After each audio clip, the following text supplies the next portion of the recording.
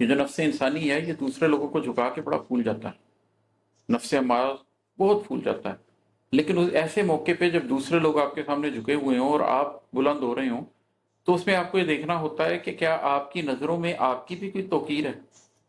جیسے میں بھی یوسف علیہ السلام والی کہانی سنا رہا تھا، تو جب ان کے آگے سب جھک گئے تو اس ٹائم یوسف علیہ السلام کے اپنے قلب میں بھی ان کی بڑی توقیر تھی، اس لیے کہ وہ جس رستے سے گزر کر آئے تھے اس کی وجہ سے ان کو عزت ملی تھی۔ لیکن اگر آپ ان رستوں سے گزرے بغیر لوگوں کی گردنیں آپ کے سامنے خم ہیں، تو یہ تو بہت غلط ہے۔ یہ تو جس کے دل میں ذرہ برابر بھی تکبر ہے وہ جنت نہیں دیکھے گا۔ تو اپنی ذات کو جھانکتے رہنا چاہیے، اپنی ذات کو دیکھتے رہنا چاہیے کہ اگر دنیا کے سامنے آپ کی عزت ہے تو کیا آپ کی اپنی نظروں میں بھی آپ کی توقیر ہے۔ اگر آپ کی اپنی نظروں میں آپ کی توقیر نہیں ہے تو دوسرے آپ کی جو عزت کر رہے ہیں وہ صرف آپ کے لیے خسارے کا سودا ہے، اس کے علاوہ کچھ بھی نہیں ہے۔ اور چلیں ایک شعر اور سنا دیتا ہوں مقطع۔ کیسا لمحہ تھا حقیقت کے پنپنے کا عماد، کیسا لمحہ تھا حقیقت کے پنپنے کا عماد، اڑ بھی سکتا تھا میرے پاؤں میں زنجیر بھی تھی۔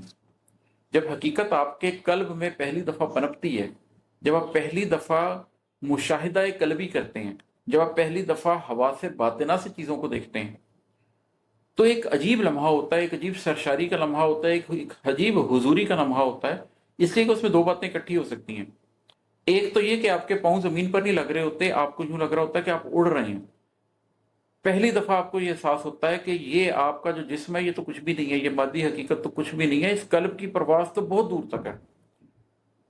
آپ اپنے آپ کو باقاعدہ محسوس کر سکتے ہیں کہ آپ اڑ سکتے ہیں، لیکن ساتھ ہی آپ کو پہلی دفعہ یہ احساس ہوتا ہے کہ آپ اللہ کا بندہ ہونے کی حیثیت سے کتنے بڑے غلام ہیں، اور آپ کے پاؤں میں ایک زنجیر پڑی ہوئی ہے، بیڑیاں پڑی ہوئی ہیں آپ کے پاؤں میں، اور اپنی مرضی سے آپ اف بھی نہیں کریں گے، اپنی مرضی سے آپ کھائیں گے بھی نہیں، اپنی مرضی سے آپ پہنیں گے بھی نہیں، اپنی مرضی سے آپ پیئیں گے بھی نہیں۔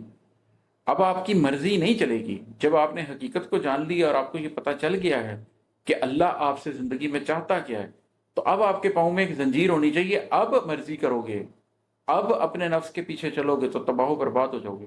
تو کیسا لمحہ تھا حقیقت کے پنپنے کا عماد، اڑ بھی سکتا تھا میرے پاؤں میں زنجیر بھی تھی۔